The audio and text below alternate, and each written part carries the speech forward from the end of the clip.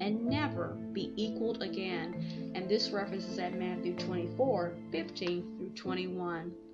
So basically, Jerusalem will be the focus of other crucial events during this fateful time. Now, God will send to Jerusalem 2 prophets as his 2 witnesses, to prophecy and perform miracles on his behalf. Now, like the prophet Elijah in ancient Israel, they will testify to the whole world that it is deceived, that it has rejected the true God in favor of a very idolatrous, lifestyle, reflecting Satan's actual evil influence. And it says, and I will give power to my 2 witnesses, and they will prophesy, 1,260 days, 3.5 years. And if anyone wants to harm them, fire proceeds them from their mouth and devours their enemies. And if anyone wants to harm them, he must be killed in this manner. Now, these have power to shut heaven, as did the prophet Elijah of old, so that no rain falls in the days of their prophecy, and they have power over waters to turn them to blood. And of course, this references, from Moses in Egypt, and to strike the earth with its plagues, all of them, as often as they desire. And this particular reference is at Revelation 11:3-6. So, Satan has anticipated this and is prepared to resist God. He will ready his own, what you could say, counterfeits of God's 2 witnesses. And these 2 tools of Satan are prophetically designated as the beast and a false prophet, who worked signs in the beast's presence, by which he deceived those who received the mark of the beast and those who worship his image. And this particular reference is Revelation 19:20. So, set against each other for 42 months, as we've already established, which are 3.5 years, will be these opposing pairs of spiritual leaders. One pair obviously representing God, and the other pair representing Satan and his system of things.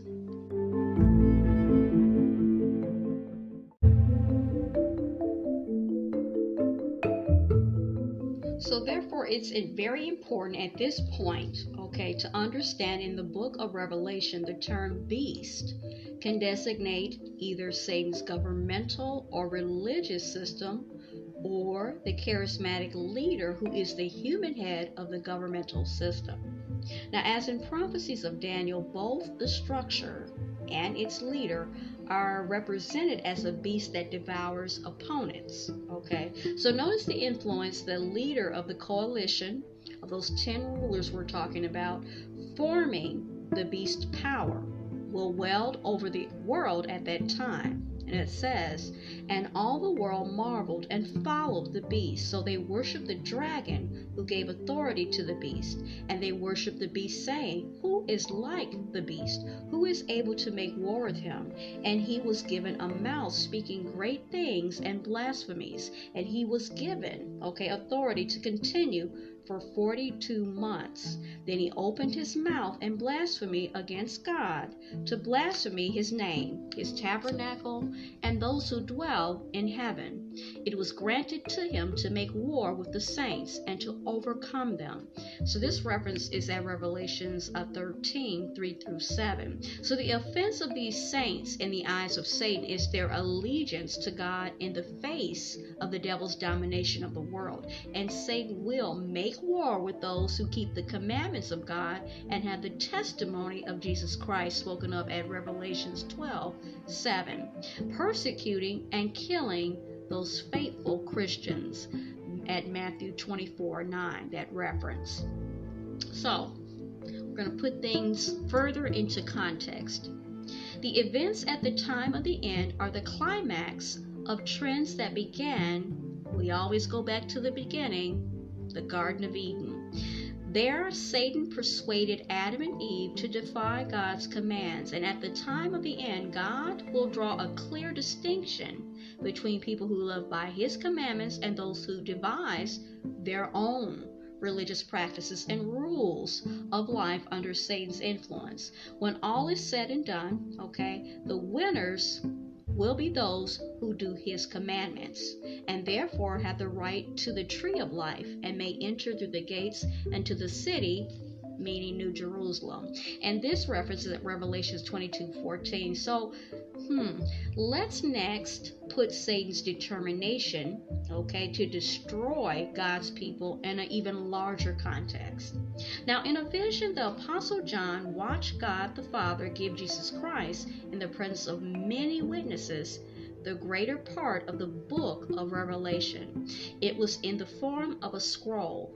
Now, this scroll contained descriptions of significant events related to Christ's second coming, but it was sealed with 7 seals. Now, only Jesus himself was found worthy to break the seals and open it to our understanding. And there's a reference about this at Revelations chapter 4 and through 5, okay? So John had made it clear in Revelations 1:10 that the Lord's Day, or the day of the Lord that we've been talking about, is the primary subject of these visions from Christ.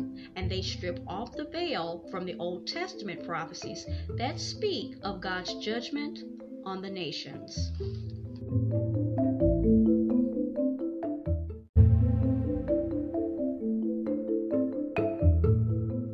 So we're going to conclude with touching on that opening of those seals, okay? So in Revelation 6, Christ breaks the 7 seals and unveils their meaning. The first 4 represent the religious deception, wars, famines, and epidemics that lead up to the time of the end, spoken of at Revelation 6, verses 1 through 8.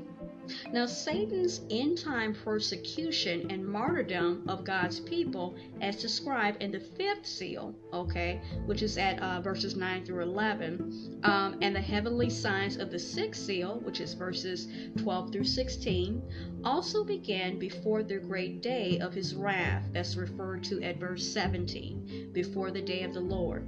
Now, the first 6 seals, correspond to the signs Christ described in his Olivet prophecy, recorded in Matthew 24, Mark 13, and Luke 21. Now, Jesus calls them the beginning of the birth pains that we've spoken of before at Matthew 24:8. Now, these precede the time of God's wrath. And going back to that reference, the day of the Lord. Now, once these conditions and events begin, they continue to the very end of the age, increasing in frequency and severity, just like a pregnant woman, labor contractions. Now, the intensity of destruction rapidly escalates, from their cumulative effects as the end approaches. Now, the first 6 seals in Revelation 6 summarize major events and conditions that lead up to the day of the Lord. Now, the remainder of the book of Revelation concentrates primarily on what happens during the day of the Lord. And at that time, God's judgment will fall on the nations, which are deceived by Babylon the Great. This will occur just before Christ established the kingdom of God.